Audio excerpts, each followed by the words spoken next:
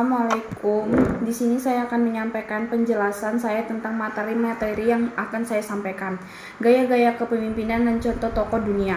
Gaya style of leadership ternyata merupakan ringkasan dari bagaimana seseorang pemimpin melaksanakan fungsi kepemimpinannya dan bagaimana ia dilihat oleh mereka yang berusaha dipimpinnya. Gaya kepemimpinan mencakup tentang bagaimana seseorang bertindak dalam konteks organisasi tersebut.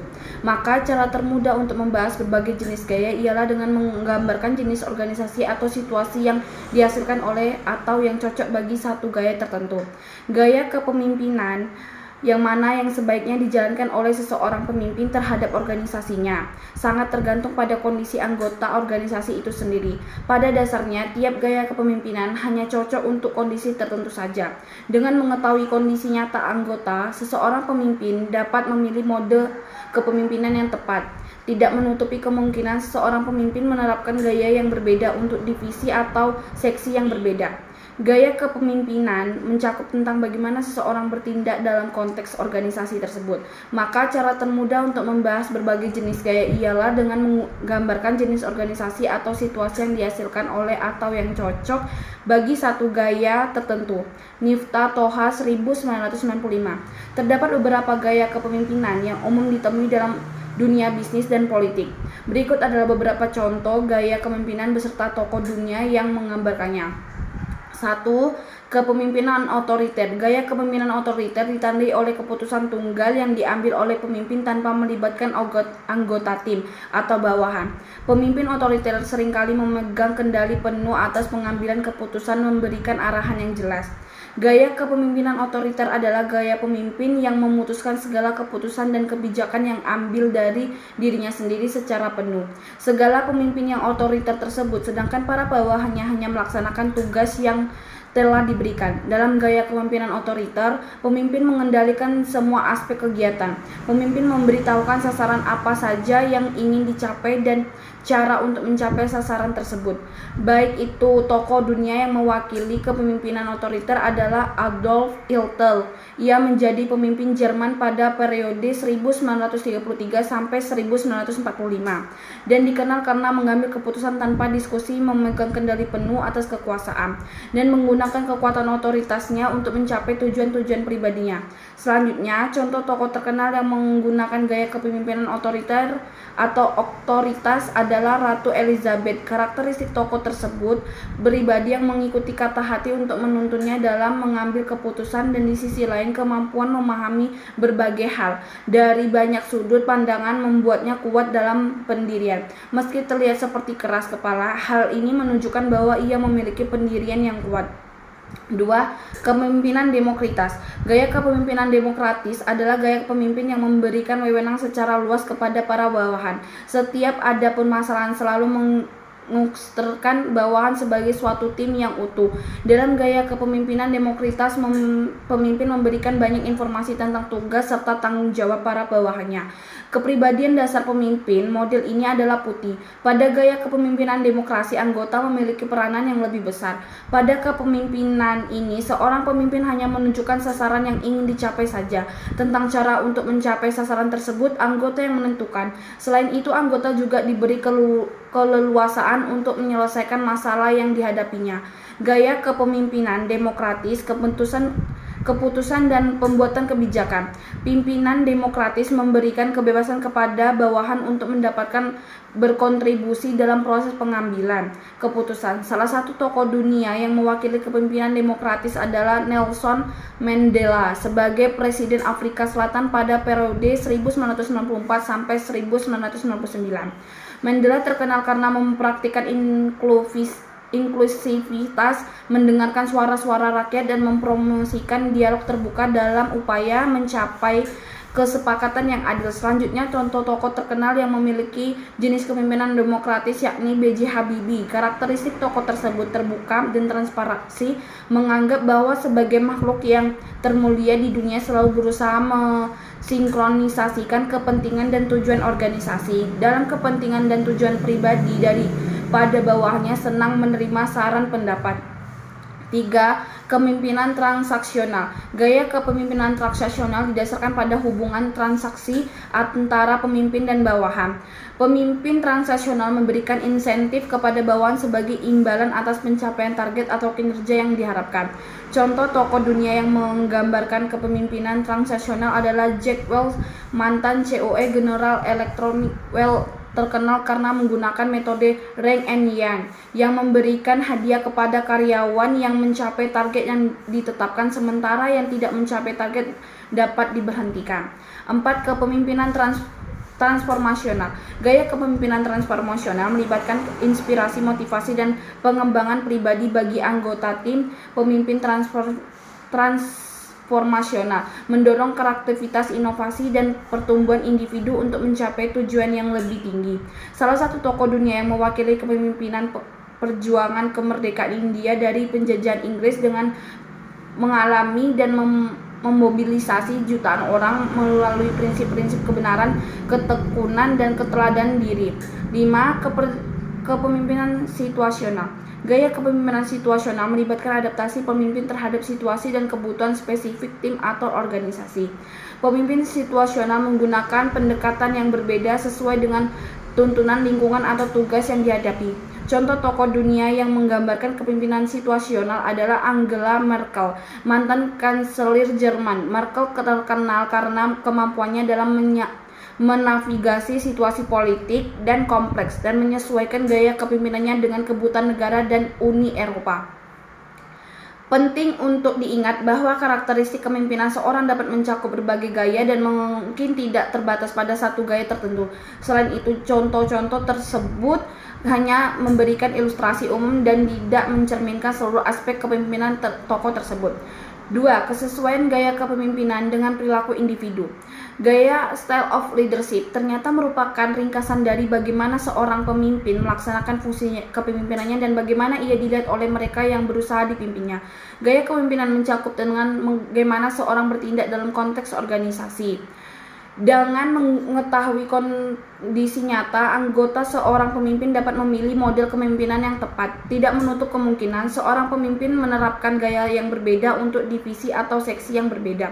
Gaya kepemimpinan mencakup tentang bagaimana seorang bertindak dalam konteks organisasi tersebut.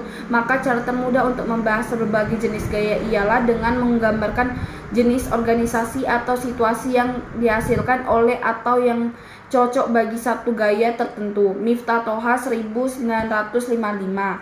Perilaku individu yang bersifat positif dan negatif tersebut tentunya juga berhubungan dengan gaya kepemimpinan. Hal tersebut dapat dilihat pada teori perilaku yang dipaparkan oleh Douglas McGregor dalam buku The Human Side of Enterprise 1983, yaitu teori X dan Y. Teori ini menyebutkan bahwa individu terbagi menjadi dua karakteristik yang berbeda. Teori X mengasumsikan individu bersifat negatif dan teori Y mengasumsikan individu bersifat positif.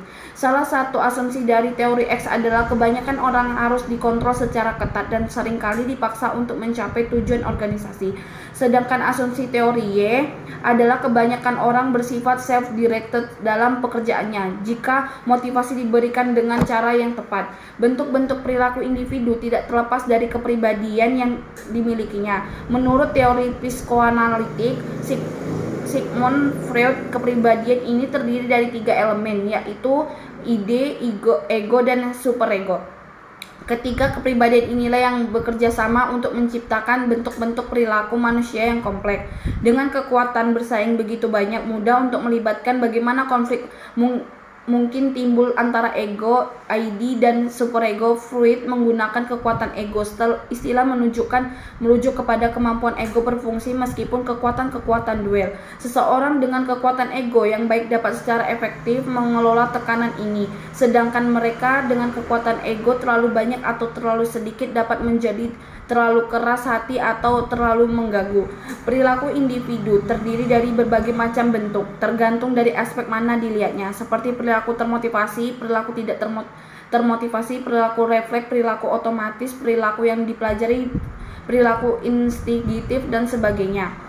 Dalam konteks ini, terdapat beberapa pendekatan atau teori tentang gaya kepemimpinan yang berbeda. Di antaranya adalah teori kepemimpinan transformasional, transaksional, otoriter, demokratis, dan laissez-faire. Setiap gaya kepemimpinan ini memiliki karakteristik unik yang mungkin lebih cocok dengan perilaku individu tertentu. Kesesuaian gaya kepemimpinan dengan perilaku individu dapat dijelaskan melalui beberapa faktor berikut.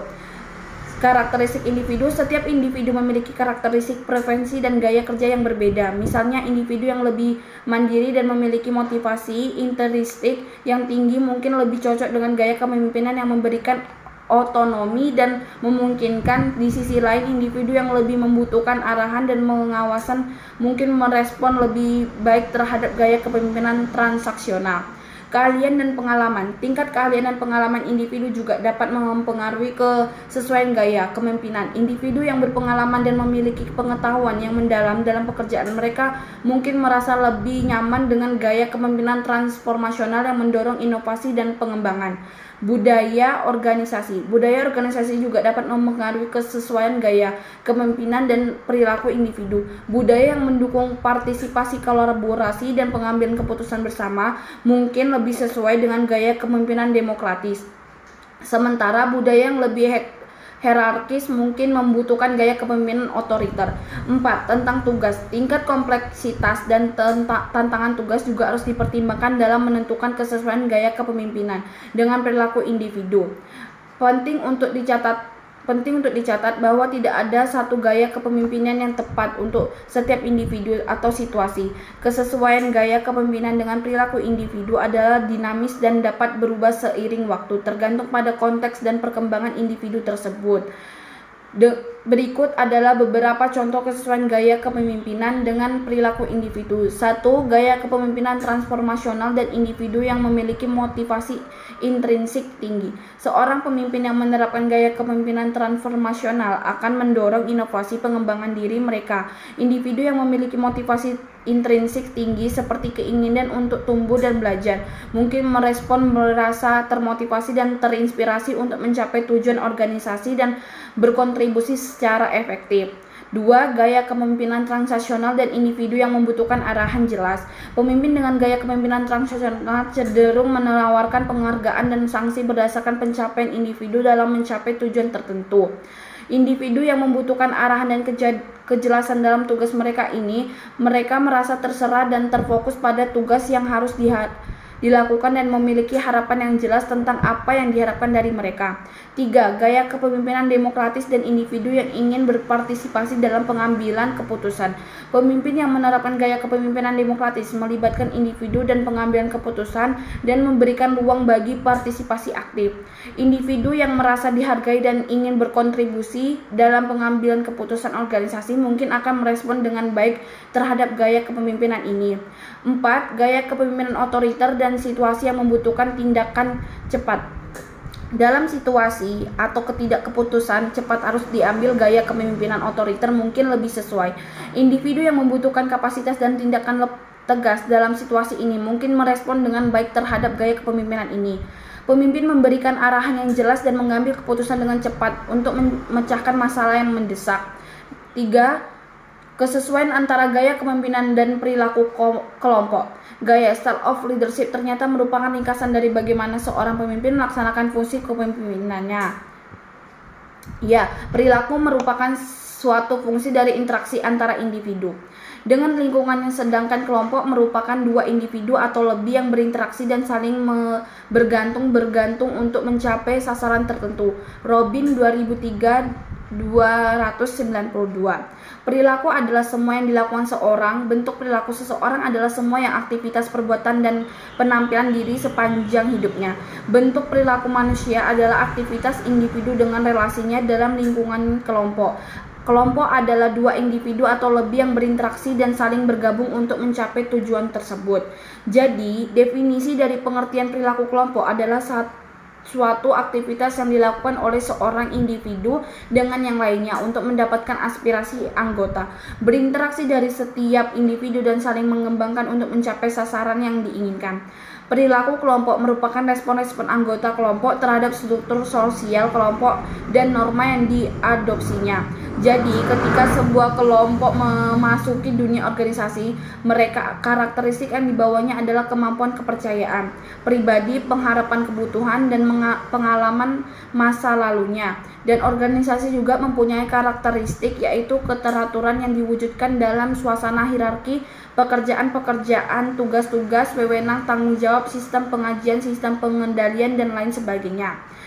Kesesuaian antara gaya kepemimpinan dan perilaku kelompok adalah penting untuk mencapai efektivitas kepemimpinan. Gaya kepemimpinan yang tepat mempengaruhi bagaimana anggota kelompok berinteraksi, bekinerja, dan mencapai tujuan bersama. Berikut adalah beberapa contoh kesesuaian gaya kepemimpinan dengan perilaku kelompok.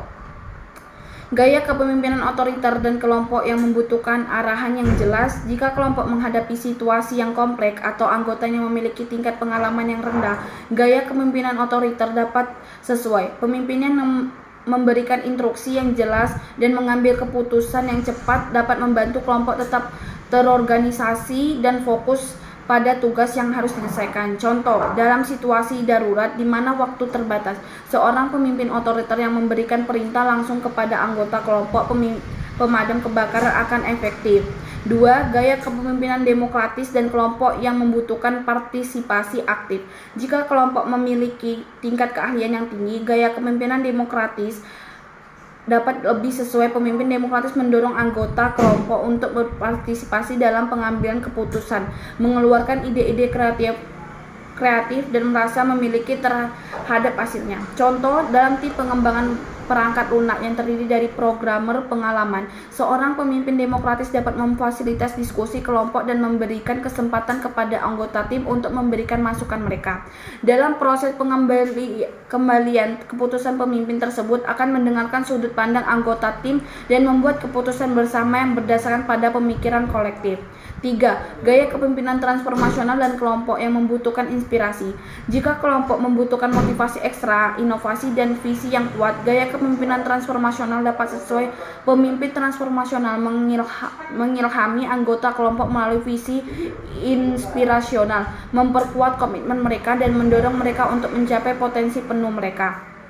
Contoh, dalam organisasi nirlaba yang bekerja untuk mengatasi masalah sosial, seorang pemimpin transformasional dapat menyampaikan visi yang kuat tentang perubahan yang ingin dicapai. Pemimpin tersebut menginspirasi anggota kelompok untuk berkomitmen dengan menghadapi tantangan dengan kreativitas signifikan dalam masyarakat. Kecocokan gaya kepemimpinan dengan struktur organisasi. Seorang pemimpin terhadap organisasinya sangat tergantung pada kondisi anggota organisasi itu sendiri. Pada dasarnya, tiap dengan mengetahui kondisi nyata, anggota seorang pemimpin dapat memilih model kepemimpinannya yang tepat. Tidak menutup kemungkinan seorang pemimpin menerapkan gaya berbeda untuk divisi atau seksi yang berbeda. Gaya kepemimpinan mencakup tentang bagaimana seorang bertindak dalam konteks organisasi tersebut. Maka cara termudah untuk membahas berbagai jenis gaya ialah dengan menggambarkan jenis organisasi atau situasi yang dihasilkan oleh atau yang cocok bagi satu gaya tertentu. Miftah Toha, 1995. Organisasi adalah sekumpulan dari beberapa orang yang melakukan kegiatan tertentu untuk mencapai tujuan bersama. Organisasi adalah sekumpulan dari beberapa orang yang melakukan kegiatan tertentu untuk mencapai tujuan bersama. Organisasi adalah sekumpulan beberapa orang yang melakukan kegiatan tertentu mencapai tujuan bersama. Organisasi adalah sekumpulan dari beberapa orang yang melakukan kegiatan tertentu untuk mencapai tujuan bersama. Kecocokan gaya kepemimpinan dengan struktur organisasi merujuk pada sejauh mana suatu gaya kepemimpinan sesuai cocok dengan karakteristik dan tuntunan struktur organisasi yang ada. Setiap organisasi memiliki kekuatan dan kelemahan yang berbeda. Oleh karena itu, pentingnya untuk memilih gaya kepemimpinan yang sesuai dengan kebutuhan dan konteks organisasi tertentu. Berikut ini adalah beberapa contoh kecocokan gaya kepemimpinan dengan struktur organisasi. 1. Gaya kepemimpinan transaksional dengan struktur organisasi formal. Gaya kepemimpinan transaksional melibatkan pemimpinan yang berfokus pada tugas dan memberikan penghargaan atau hukuman berdasarkan pencapaian tujuan. Gaya ini cocok dengan struktur organisasi formal yang memiliki hierarki yang jelas. Contohnya adalah di perusahaan manufaktur yang mengandalkan sistem produksi yang struktur dan harus mencapai target produksi yang spesifik. 2. Gaya kepemimpinan transformasional dengan struktur organisasi fleksibel.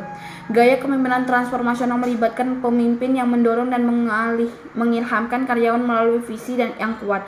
Komitmen tersebut terhadap nilai-nilai organisasi dan kemampuan untuk merangsang kreativitas dan inovasi.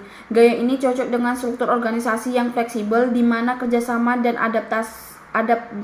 adaptabilitas sangat dihargai. Misalnya perusahaan teknologi yang berfokus pada penemuan dan pengembangan produk baru. 3. Gaya kepemimpinan partisipatif dengan struktur organisasi tim. Gaya kepemimpinan partisipatif melibatkan pemimpinan yang mendorong partisipasi aktif dari karyawan dalam pengembalian keputusan dan memberdayakan mereka untuk berkontribusi dalam mencapai tujuan organisasi. Gaya ini cocok dengan struktur organisasi tim di mana kolaborasi dan tanggung jawab bersama sangat penting. Contohnya adalah dalam startup atau perusahaan kreatif di mana pemimpin mendorong karyawan untuk berbagi ide, memberikan umpan balik dan berpartisipasi dalam proses pengambilan keputusan. 4. Gaya kepemimpinan otoriter dengan struktur organisasi hierarkis. Gaya kepemimpinan otoriter melibatkan pemimpin yang mengambil keputusan secara mandiri tanpa banyak melibatkan karyawan. Gaya ini cocok dengan struktur organisasi hierarkis yang memiliki rantai komando yang jelas dan aliran informasi yang terpusat. Contohnya adalah dalam organisasi militer di mana komando dan kontrol yang tegas diperlukan untuk menjaga disiplin dan kesatuan dalam tindakan. Bagaimana seorang pemimpin dalam mengelola konflik dan dalam perusahaan? Adapun cara pemimpin untuk mengatasi konflik dan stres pegawai yang terjadi di dalam organisasi yaitu 1. Memperjelas tugas masing-masing pegawai yang sesuai dengan job description dengan tugas pekerjaan yang jelas. Di setiap pegawai akan berusaha semaksimal mungkin menuntaskan tugasnya dan tidak mengerjakan tugas milik temannya. 2.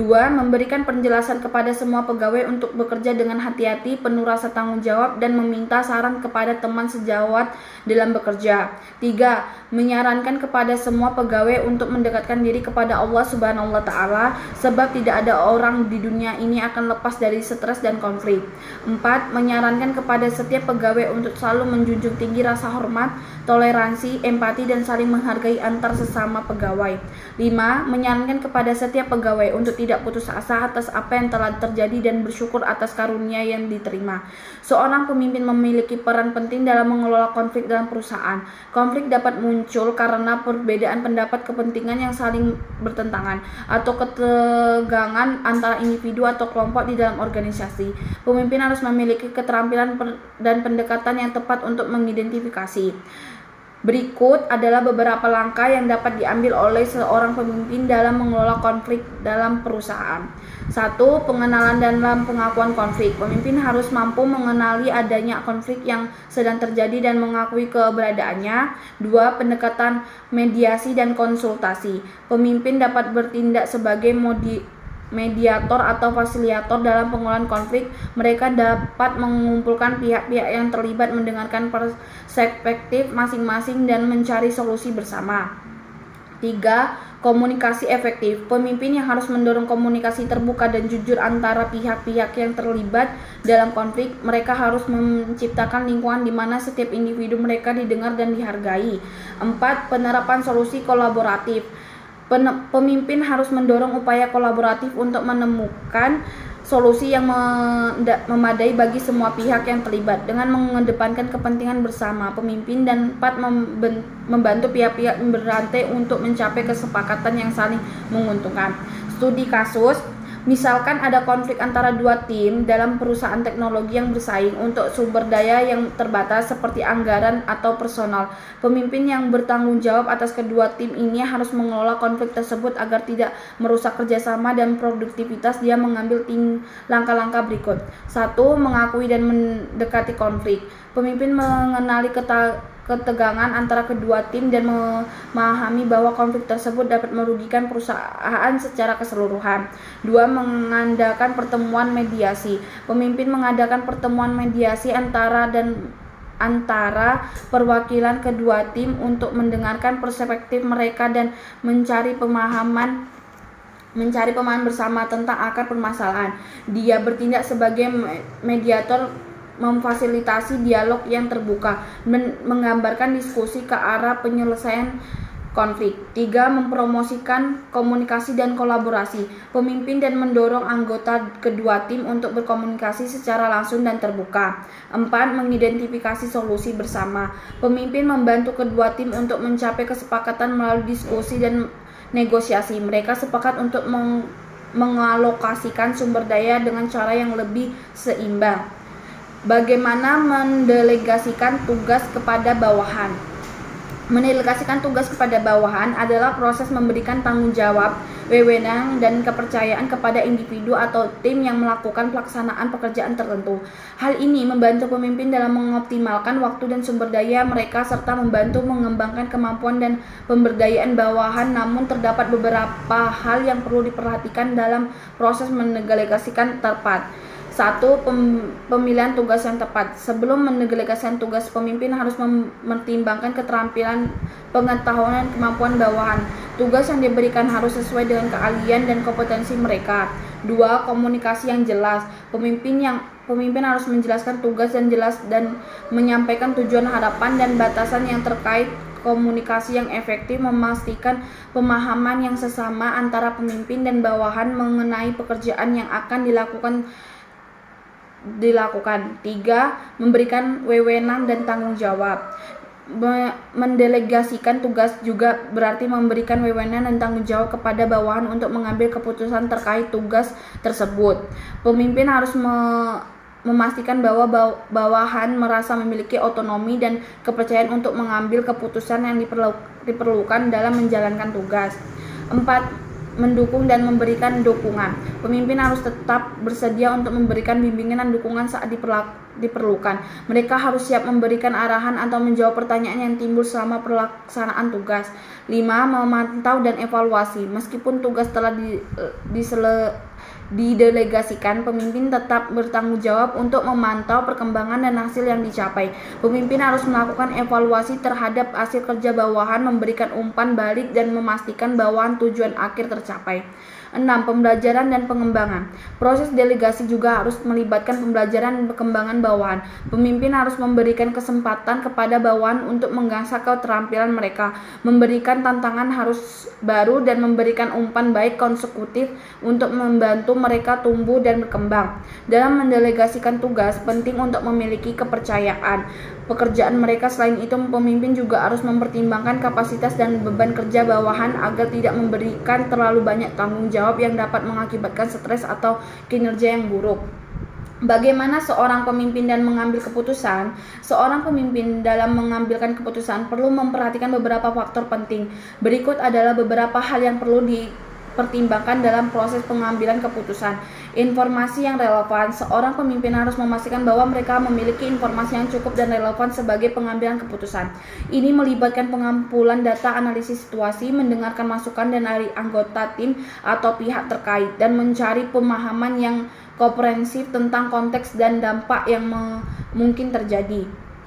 Evaluasi risiko. Seorang pemimpin perlu mempertimbangkan risiko yang terkait dengan setiap keputusan yang akan diambil. Ini melibatkan identifikasi potensi risiko, penilaian dampaknya, dan pengembangan strategi untuk mengurangi risiko tersebut. Pemimpin juga harus mempertimbangkan alternatif dan konsekuensi yang mungkin terjadi.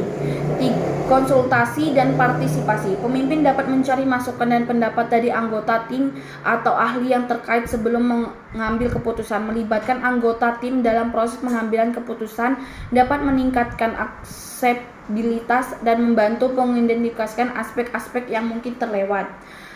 Etika dan nilai-nilai. Seorang pemimpin harus mempertimbangkan implikasi etis dari kemampuan yang akan diambil. Mereka nilai-nilai organisasi dalam melayani kepentingan yang lebih besar. Pertimbangan etis mencakup keadilan, keberlanjutan, integritas, dan dampak sosial. Fleksibilitas dan adaptasi. Pemimpin harus memiliki fleksibilitas untuk menyesuaikan keputusan mereka seiring perkembangan situasi atau perubahan kondisi. Ini melibatkan pemantauan yang berkelanjutan, evaluasi keputusan sebelumnya, dan kemampuan untuk beradaptasi jika diperlukan. Contoh studi kasus. Misalkan, seseorang pemimpin perusahaan teknologi harus mengambil keputusan tentang pengembangan produk baru. Pemimpin tersebut akan melibatkan beberapa langkah dalam proses pengambilan keputusan seperti menganalisis pasar dan kebutuhan pelanggan untuk memahami tren terbaru dan permintaan pasar yang ada. mengumpulkan data tentang persaingan dan risiko yang terkait dengan pengembangan produk baru, melakukan diskusi dengan tim pengembangan dan meminta masukan mereka dengan kemungkinan teknis, waktu, dan sumber daya yang diperlukan, mengidentifikasi risiko yang mungkin timbul seperti perubahan regulasi atau adopsi yang rendah di pasar, menilai dampak finansial dan potensial keuntungan dari pengembangan produk baru, melibatkan departemen pemasaran dan penjualan untuk mendapatkan pemahaman yang lebih baik tentang prospek pasar dalam potensi pelanggan, mengambil keputusan berdasarkan analisis data, memasukkan tim dan strategi perusahaan yang melibatkan kriteria etis dan nilai-nilai organisasi. Dalam contoh ini, pemimpin perusahaan teknologi harus memperhatikan berbagai faktor seperti kebutuhan pasar, resiko teknis dan finansial, serta nilai-nilai perusahaan dalam mengambil keputusan tentang pengambilan produk baru. Sekian presentasi saya. Perkenalkan, nama saya Tri Kurnia, NIM 2011002758, Manajemen Bisnis, kelas MA, mata kuliah Kepemimpinan. Sekian, terima kasih.